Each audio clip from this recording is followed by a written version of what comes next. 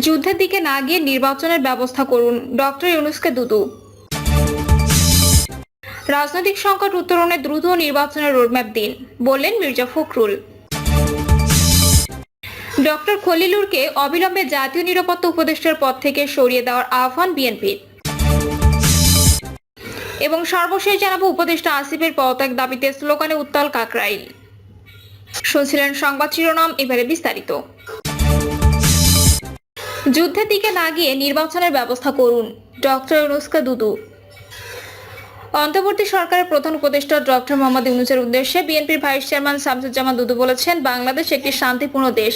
সেই দেশটাকে মানবিক করিডোরের নামে যুদ্ধের মধ্যে নিয়ে যাওয়া বুদ্ধিমানের কাজ হবে না। এদিকে না গিয়ে দেশকে রক্ষা, যুদ্ধমুক্ত ও গ্রহণযোগ্য বিবেচনার নির্বাচনের ব্যবস্থা করুন, মানুষের ভোটের অধিকার ফিরিয়ে দিন। দুদু বলেন, আমাদের বাংলাদেশ একটি শান্তিপূর্ণ দেশ। সেই দেশটাকে মানবিক করিডোরের নামে যুদ্ধের মধ্যে নিয়ে যাওয়া বুদ্ধিমানের কাজ হবে না। আমি ডক্টর ইউনূসকে অনুরোধ করব, এদিকে না এগিয়ে আপনি বরং বাংলাদেশের মানুষকে কিভাবে রক্ষা করা যায়, যুদ্ধ মুক্ত রাখা যায় এবং একটি গ্রহণযোগ্য নির্বাচনের ব্যবস্থা করেন। যে নির্বাচন আমরা 15 থেকে 16 বছর ধরে পাইনি, কিন্তু নির্বাচন গেছে। আজকের যে প্রজন্ম, যাদের বয়স 25 থেকে 30 বছর, তারা একটা নির্বাচনের ভোট দিতে পারেনি। সেই ভোটের ব্যবস্থা করেন এবং মানুষের ভোটাধিকার ফিরিয়ে দেন। তিনি বলেন, এই সরকার শুধু জনগণ কর্তৃক নির্বাচিত সরকার প্রতিষ্ঠার মধ্য দিয়ে ক্ষমতা হস্তান্তর করে যাবে। এটা কোনো রেগুলার সরকার নয়, নির্বাচিত সরকার নয়। অনেক উপদেষ্টা বলেছেন তারা নির্বাচিত। আত্মপ্রতারণা করা ঠিক হবে না। দেশের জনগণ আপনাকে সম্মানের সঙ্গে বসিয়েছে, সম্মান রক্ষা করে জনগণের সেন্টিমেন্ট অনুধাবন করে নির্বাচিত সরকারের কাছে দিয়ে যাবেন। সাবেক এই সংসদ সদস্য বলেন, আমাদের ঐক্যবদ্ধ থাকতে হবে। আমরা মনে করি আমাদের দেশপ্রেমিক সেনাবাহিনী এবং প্রতিটি রাজনৈতিক দল ও খেটে খাওয়া মানুষ সবাই ঐক্যবদ্ধভাবে দেশকে রক্ষা করবে এবং দেশকে এগিয়ে নিয়ে যাবে। রাজনৈতিক সংকট উত্তরণে দ্রুত নির্বাচনের রোডম্যাপ দিন, বললেন মির্জা ফখরুল। রাজনৈতিক সংকট উত্তরণে দ্রুত নির্বাচনের রোডম্যাপ দেওয়ার আহ্বান জানিয়েছেন বিএনপি মহাসচিব মির্জা ফখরুল ইসলাম আলমগীর। তিনি বলেন, আমরা আবারও বলছি, বর্তমানে যে রাজনৈতিক সংকট, এই সংকট দূর করবার একটিমাত্র পথ, তা হচ্ছে অতি দ্রুত নির্বাচনের একটি রোডম্যাপ ঘোষণা করা। এখানে অন্য কথা বলে লাভ নেই। মির্জা ফখরুল বলেন, সংস্কারের যে বিষয়টা আছে সেটা চলমান প্রক্রিয়া। এটাও প্রপোজ করবে যারা জাতীয় ঐক্যমত্য কমিশনে আছে, তারা অতি দ্রুত যেগুলোতে রাজনৈতিক দলগুলো ঐক্যমত্য হয়েছে সেগুলো তারা ঘোষণা করবেন। সেসব বিষয় ঐক্যমত্য করে সনদ তৈরি করবেন। সুতরাং এটা নিয়ে কোনো বাড়াবাড়ি করা কিংবা এটা নিয়ে টানা হেঁচড়া করা পরিস্থিতিকে জটিল করে তুলবে। সেই কারণে জনগণের প্রত্যাশা যে অতি দ্রুত একটা রোডম্যাপ ঘোষণা করে নির্বাচনের ব্যবস্থা করতে হবে এবং চলমান যে সংস্কার প্রস্তাবগুলো যেগুলোতে ঐক্যমত্য হয়েছে সেগুলোর বাস্তবায়ন করবেন। আর যেসব সংস্কার প্রস্তাবে ঐক্যমত্য হবে না সেগুলো সনদের ভেতর নিয়ে চলমান প্রক্রিয়া হিসেবে রাখবেন। প্রকৌশলী ইশরাক হোসেনকে শপথ পড়ানো ইস্যুতে বৃহস্পতিবার উচ্চ আদালতের রায় ঘোষণার প্রতিক্রিয়ায় বিএনপি মহাসচিব বলেন, বিচার বিভাগের উচ্চ আদালত তারা আইনের প্রতি সম্মান দেখিয়ে যেটা হওয়া উচিত সেই ধরনের রায় তারা দিয়েছেন। এই রায়ে জনগণের বিজয় হয়েছে। ইশরাক হোসেনের শপথ দিতে স্থানীয় সরকার মন্ত্রণালয়কে দ্রুত ব্যবস্থা নেওয়ার আহ্বান জানান তিনি। ডক্টর খলিলুরকে অবিলম্বে জাতীয় নিরাপত্তা উপদেষ্টার পদ থেকে সরিয়ে দেওয়ার আহ্বান বিএনপির। ডক্টর খলিলুর রহমানকে অবিলম্বে জাতীয় নিরাপত্তা উপদেষ্টার পদ থেকে সরিয়ে দেওয়ার জন্য প্রধান উপদেষ্টার প্রতি আহ্বান জানিয়েছেন বিএনপি। একই সঙ্গে দেশে বিদেশে তার অবস্থান সম্পর্কে সম্পূর্ণ তথ্য দেশের জনগণের সামনে হাজির করার দাবি জানিয়েছে দলটি। তিনি বলেন, ডক্টর খলিল তার নিজের পক্ষে ওঠা প্রশ্নের জবাব না দিয়ে পলাতক স্বৈরাচারের মতো তারেক রহমানের বিপক্ষে প্রোপাগান্ডার পথ বেছে নিয়ে জনগণের দৃষ্টি ভিন্ন খাতে প্রবাহিত করার অপচেষ্টা জনগণ মেনে নেবে না। ফ্যাসিবাদের 1.5 দশক ডক্টর খলিল কোথায় ছিলেন, কিভাবে ছিলেন, কোন দেশে ছিলেন, বিদেশে তার স্ট্যাটাস কি ছিল, ফ্যাসিবাদের বিপক্ষে তার ভূমিকা কি ছিল?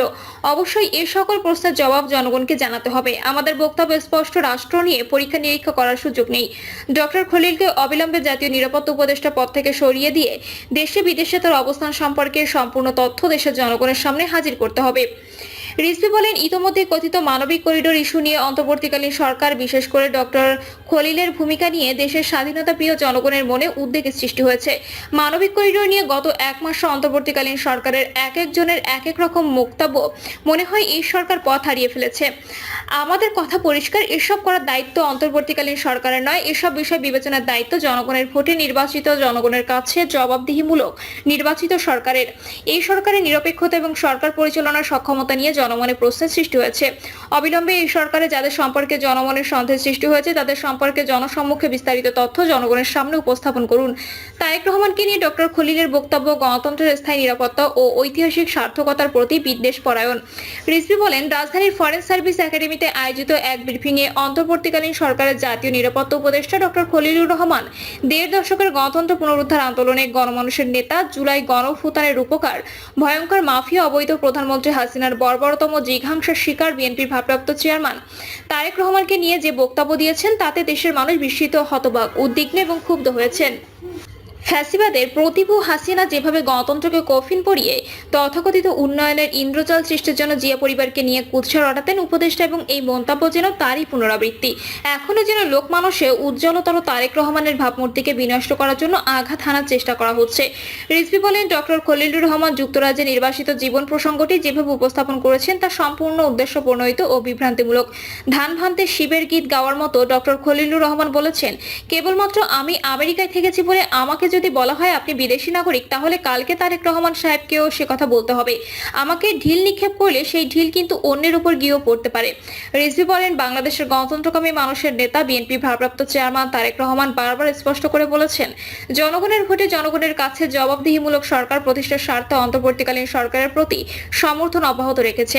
সমর্থন অব্যাহত রাখার পরও অন্তর্বর্তীকালীন সরকারে মনে হচ্ছে এই সমর্থনের গুরুত্ব অনুধাবন করতে ব্যর্থ হচ্ছে। ক্ষমতাসীনদের কেউ কেউ মনে হচ্ছে বিএনপির সঙ্গে পায়ে পা লাগিয়ে ঝগড়া বাঁধাতে চায়। তিনি বলেন, ফ্যাসিবাদ বিরোধী দীর্ঘ ১.৫ দশকের আন্দোলন সংগ্রামের সময় ডক্টর খলিলুরের নাম কেউ কখনো শোনেনি। সুসময়ে হঠাৎ করেই তিনি উড়ে এসে জুড়ে বসে উপদেষ্টা হয়েছেন। ১.৫ দশকের শেখ হাসিনার ফ্যাসিবাদের বিরুদ্ধে আন্দোলন সংগ্রামে দেশে বিদেশে কোথাও যার কোনো উপস্থিতি ছিল না, না ছিল কোনো জোরালো বক্তব্য। তার কাছে দেশের নিরাপত্তা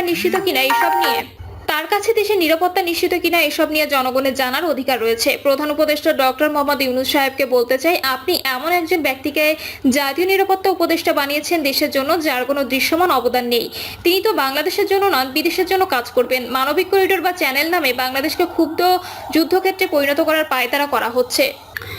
রিজভী বলেন, একজন রাজনীতিবিদকে প্রতিদিন প্রতি মুহূর্তে জনগণের আদালতে পরীক্ষার মুখোমুখি হতে হয়। জনগণের আদালতে একজন রাজনীতিবিদের জীবন এবং কর্ম খোলা বইয়ের মতো। শত প্রতিকূলতা উপেক্ষা করেও তারেক রহমান বিদেশে বসেও দেশের জনগণের সঙ্গে প্রতিদিন প্রতি মুহূর্তে যোগাযোগ রেখেছেন। কোন পরিস্থিতিতে তারেক রহমান চিকিৎসার জন্য বাধ্য হয়ে বিদেশে গিয়েছেন, বিদেশে থাকতে বাধ্য হচ্ছেন ও এর সম্পর্কে দেশের গণতন্ত্রকামী জনগণ সম্পূর্ণ ওয়াকিবহাল। শেখ হাসিনার আন্দোলনের ফসলরা কি নির্দয় নির্মমভাবে তারেক রহমানের উপর অত্যাচার করেছিল তা দেশবাসী ভুলে যায়নি।